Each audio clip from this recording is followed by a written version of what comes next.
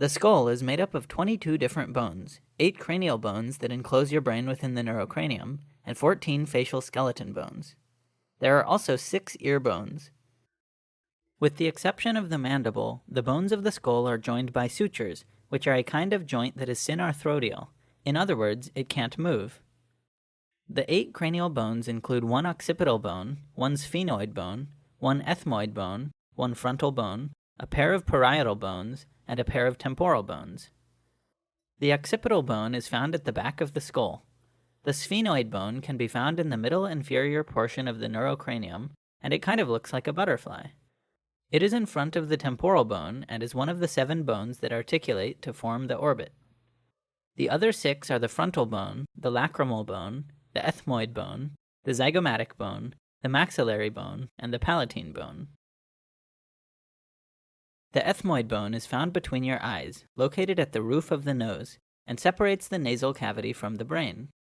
The frontal bone is the bone of your forehead. It has 2 portions, the vertical portion and also the horizontally oriented orbital portion. The remaining 4 bones are a pair of parietal bones and a pair of temporal bones. The parietal bones are joined together at the top of the skull. Together, they form the top and sides of the neurocranium. Each bone is roughly quadrilateral in shape. The temporal bones can be found at the sides and base of the skull. They are overlaid by what we call the temples.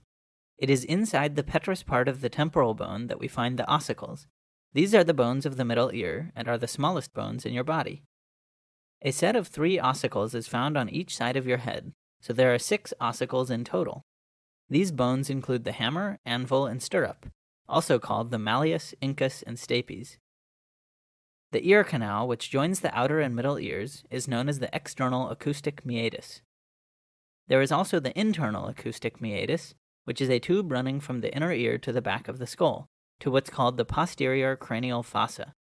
The 3 fossae of the skull will be discussed in a later video. So those were the 8 cranial bones. Again, these included the occipital bone, the sphenoid bone, the ethmoid bone, the frontal bone, a pair of parietal bones, and a pair of temporal bones. Now for the facial bones.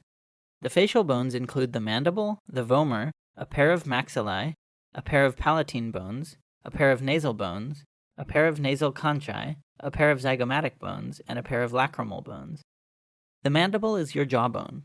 It is the largest bone in the human face and is the only movable bone in the skull apart from the ossicles. The other unpaired facial bone is the vomer, which forms the inferior part of the nasal septum and articulates with the sphenoid, ethmoid, palatine bones, and maxillary bones. A pair of maxillae are fused together at the inner maxillary suture to form the bone of the upper jaw. This includes the hard palate in the front of your mouth. The 2 palatine bones, together with the maxillae, comprise the hard palate. They are located at the back of the nasal cavity.